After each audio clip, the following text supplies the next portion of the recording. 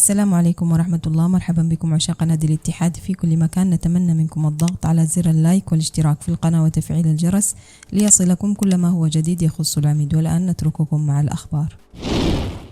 الاتحاد يطلب التغيير ولجنة الاستقطاب تشترط. الاتحاد يتنفس بعودة الغامدي واكتمال جاهزية فيصل. الاتحاد يستعيد 3 أسلحة قبل لقاء ضمك. تحديد موعد اجتماع الاتحاد مع وكيل أليغري لخلافة جاياردو. انتهاء موسم بنزيما مع نادي الاتحاد وغيابه عن مباراة النصر. الاتحاد يستهدف ضم لاعب دولي في الهلال بالصيفية. 19 يوما تفصله عن الرحيل عن نادي الاتحاد. حمد الله مرشح للانضمام للقادسية.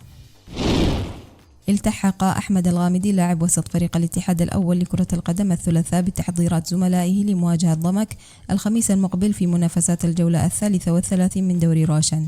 وأكدت صحيفة الرياضية تعافي اللاعب من آلام العضلة الضامة وسماح الجهاز الطبي له بدخول التدريبات الجماعية بعدما اكتفى يوم الاثنين بأداء تمارين انفرادية. ولليوم الثاني على التوالي شارك فيصل الغامدي لاعب الوسط في التدريبات الجماعية واكتملت جاهزيته هو الآخر بحسب المصادر لخوض اللقاء بعد تجاوزه إجهاد عضلات الفخذ. وبسبب إصابتهما غاب اللاعبان عن مباراة الخليج الماضية التي انتهت بالتعادل الإيجابي في الجولة 32. وتزامنا مع التدريبات واصل زكريا هوساوي الظهير الأيسر وعمر هوساوي قلب الدفاع برنامجهما التأهيلي انفراديا بهدف التعافي من إصابتهما. ولقد بدأت التدريبات بالجوانب اللياقية وبعدها الشق الفني واختتمت بمناورة في منتصف الملعب. هذا ويحتل الاتحاد المركز الخامس في جدول الترتيب برصيد 51 نقطة ويسعى لتعويض نزيف النقاط بإلحاق الهزيمة بضمك. وتنطلق مباراة الاتحاد وضمك في تمام الساعة 9 مساء بتوقيت مكة المكرمة. ومن ناحية أخرى كشفت تقارير صحفية مساء أمس الثلاثاء عن انتهاء موسم الفرنسي كريم بنزيما مهاجم وقائد الفريق الأول لكرة القدم بنادي الاتحاد وغيابه عن بقية مباريات الاتحاد. ولم يشارك كريم بنزيما في أي مباراة مع نادي الاتحاد وذلك منذ إصابته في لقاء الحزم ضمن منافسات بطولة دوري روشن السعودي للمحترفين. وخضع اللاعب لفحوصات طبية في إسبانيا مع طبيب ريال مدريد قبل أن يعود إلى جدة. هذا ولن يعود كريم بنزيما للمشاركة مع نادي الاتحاد حتى نهاية الموسم الجاري، والأمر بات منتهيا فيما يخص هذا الأمر. وسيغيب عن مباراة الكلاسيكو أمام النصر في الجولة 34 والأخيرة من بطولة الدوري. ويخوض المهاجم الفرنسي تدريبات انفرادية في النادي. وفضل الجهاز الفني للفريق بقيادة الأرجنتيني مارسيلو جاياردو إراحته من المباريات حتى نهاية الموسم حسب ما ذكر موقع الميدان الرياضي.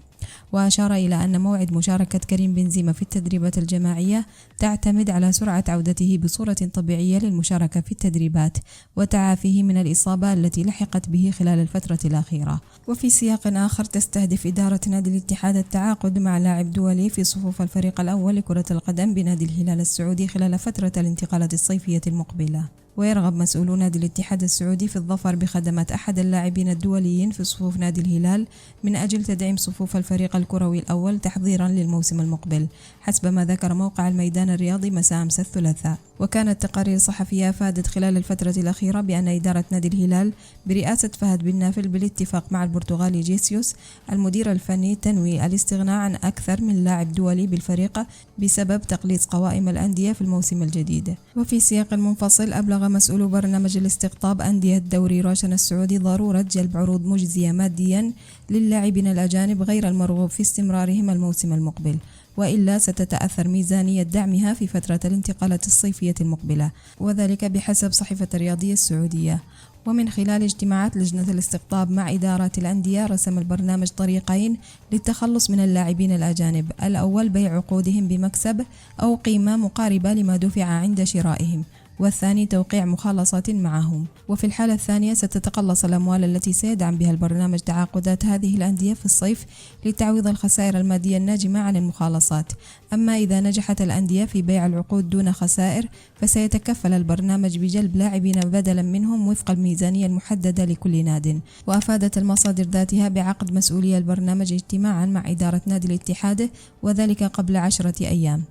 وكان الاجتماع في مقر النادي وحضره الرئيس التنفيذي للنادي والمدير الرياضي ومدرب الفريق الأول. وتعرف البرنامج على أعداد وأسماء اللاعبين الأجانب الذين يرغب النادي في تغييرهم واستعرض الميزانية المخصصة له.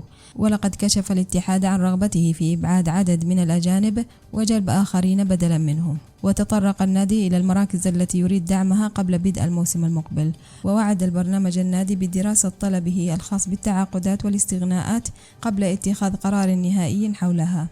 ويشار إلى أن البرتغالي دومينغو سواريز الرئيس التنفيذي لنادي الاتحاد تحدث بعد التعادل مع الخليج الخميس الماضي عن استعداداته للموسم المقبل، وصرح قائلا لوسائل الإعلام: المشكلة التي نواجهها أن الأخبار التي لدينا من لجنة الاستقطاب فيما يتعلق ببرنامج الاستقطاب ليست إيجابية، مشددا سنحتاج إلى جلب اللاعبين المناسبين للموسم المقبل، ويجب أن نعد ونحضر بالطريقة الصحيحة. ومن جهة أخرى يسعى مسؤولو نادي الاتحاد للتعاقد مع الإيطالي ماسميليانو أليغري المدير الفني السابق لفريق يوفنتوس الإيطالي من أجل تولي مهمة تدريب الفريق الأول لكرة القدم خلال الموسم الجديد. هذا ولا ترغب إدارة نادي الاتحاد في استمرار الأرجنتيني مارسيلو غاياردو المدير الفني للعميد على رأس القيادة الفنية خلال الموسم المقبل، نظرا لسوء النتائج والفشل في التتويج بأي بطولة. ولقد أوضحت قناة الكأس القطرية عبر حسابها على موقع التواصل الاجتماعي إكس أن دومينغو سواريز الرئيس التنفيذي لنادي الاتحاد سيعقد اجتماعا بوكيل المدرب أليغري. وأشارت القناة الرياضية مساء أمس الثلاثاء إلى أن الاجتماع سيكون يوم 24 من مايو الجاري بجدة، وذلك للتفاوض على إمكانية توليه الإدارة الفنية للفريق في الموسم المقبل. وكانت إدارة نادي يوفنتوس أعلنت يوم الجمعة الماضي إقالة أليغري من تدريب الفريق بسبب تصرفاته خلال نهائي بطولة كأس إيطاليا، وهي البطولة الوحيدة التي توج بها خلال 3 سنوات منذ عودته إلى صفوف يوفنتوس في صيف 2021 خلفا لبيرلو. ومن ناحية أخرى أكد أنمار الحائلي عبر مقطع فيديو متداول في مواقع التواصل الاجتماعي أنه لم يتبقى له إلا 19 يوما من الرحيل عن أسوار نادي الاتحاد. ولقد حقق أنمار الحائلي مع نادي الاتحاد الموسم الماضي بطولة دوري راشن وكأس السوبر، إلا أنه عجز هذا الموسم عن تحقيق أي لقب مع العميد. ومن جهة أخرى بات عبد الرزاق حمد الله نجم فريق الاتحاد مرشحا بقوة للانضمام إلى القادسية العائد حديثا لدوري راشن السعودي للمحترفين اعتبارا من الموسم المقبل. وينتهي عقد حمد الله مع نادي الاتحاد بنهاية الموسم الحالي، ويسعى فريق القادسية المملوك لشركة رامكو إلى تدعيم صفوفه بعدد من النجوم ليكون مؤثرا في دوري المحترفين. ودخل حمد الله تاريخ دوري المحترفين السعودي باعتباره أحد هدافي المسابقة منذ أن كان لاعبا في النصر، وحافظ على علاقته مع شباك المنافسين بعد انضمامه للاتحاد، وساهم معه في العودة إلى منصات التتويج. وعلى صعيد متصل يقيم الاتحاديون حفلا تكريميا مبسطا لنجمي الفريق مارسيلو غروهي حارس المرمى ومواطنه المهاجم رومارينيو، وذلك خلال مباراة الغد أمام ضمك، والتي ستقام على ملعب مدينة الأمير عبد الله الفيصل الرياضية بجدة ضمن الجولة 33 من دوري راشن السعودي للمحترفين.